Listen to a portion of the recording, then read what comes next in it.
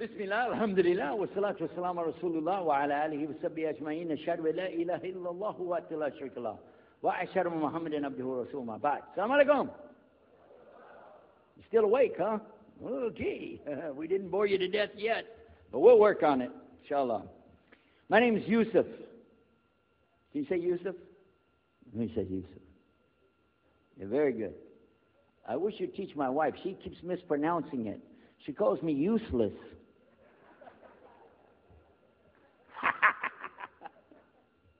Alhamdulillah.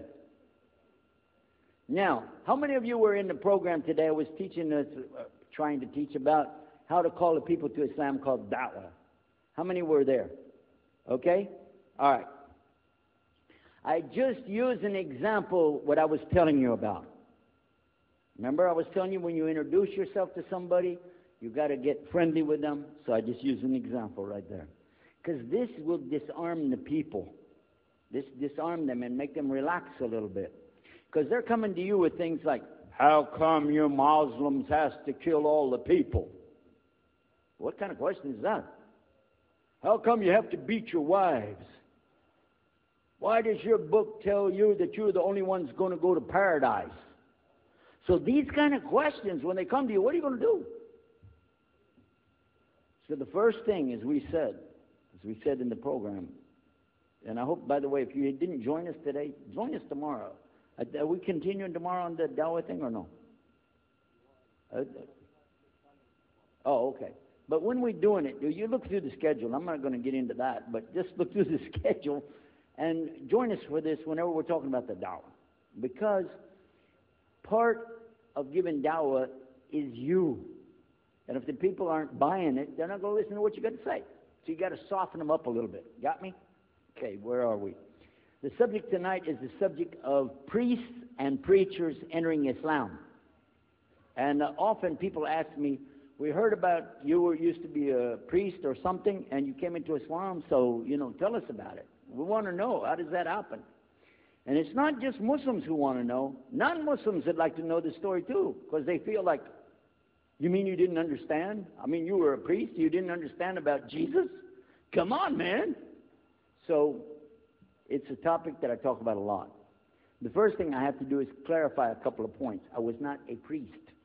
In the English, we use the word priest to mean somebody who is in the Catholic Church.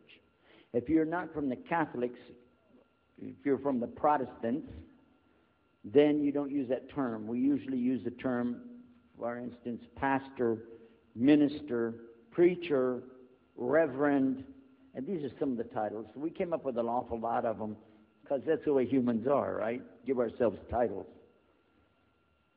So I was a preacher and a minister of music.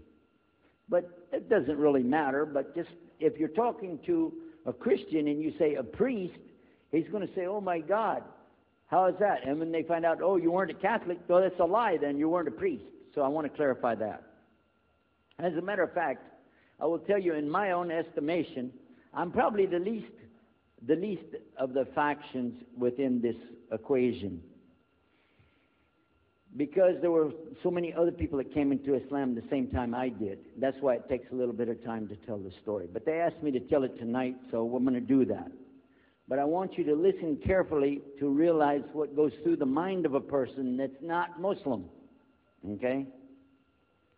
And I usually start out by telling people that my father and I were both ministers, and both of us were also businessmen. In the reverse order. We were business first and preacher second. Got me? Because, well, as they say, business is business. And that's exactly how it worked. We operated mostly in Texas. We had a place in San Antonio, Houston, and also in the Dallas area. And we were very concerned about Christian conditions. So my father started something called Concerned Christian Centers. And basically, if you look at it from a material point of view, it was a place to sell stuff. But what we would do is take consignment things in. People could bring things into us, and then we would sell it and keep part of the money.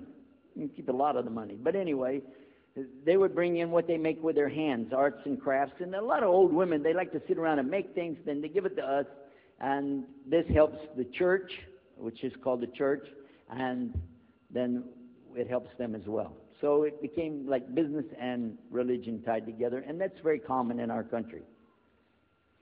At one point, my father told me, we're going to start doing business with a man from Egypt. Well, I said, well, this is great. International. It sounds good. We can put this in our business card. We're international. He said, and this man is from Cairo, Egypt. And that's where, if you know, they have the Nile River. They have those big pyramids. They have the Sphinx, Abu Hul. You know, they got everything. I'm saying, oh, this is good. He said, and he's a Muslim. I'll never forget it. I've told the story many times, but it's just like it happened yesterday. I'm standing in between the kitchen, or in the dining room and the living room area, you know, like this when we're talking, and I just stopped like this. I said, what? A Muslim? No way. No way do I want anything to do with that. Dad, come on, you should know better than anybody. Because we were linked in with other preachers. My father supported people like Pat Robertson. Huh? You know him? Pat Robertson? And Oral Roberts. He's not very popular anymore, but he used to be real strong. And his ministry up in Tucson, Tulsa, Oklahoma. In addition to that, people like Benny Hinn. I don't know if you heard of Benny Hinn. He's coming over this way, so look out. And there's many of them.